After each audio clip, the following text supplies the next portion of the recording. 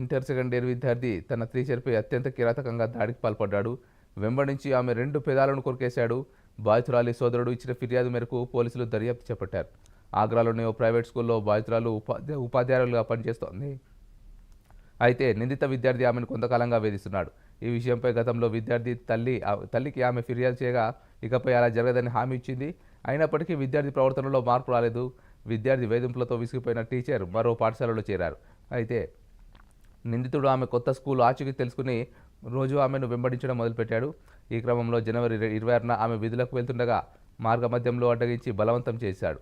ఆమె 2 పెదాలను కొరికి అక్కడి నుంచి పరారయ్యాడు. కాగా దాడి దృశ్యాలు సీసీటీవీలో రికార్డ్ అయ్యాయి.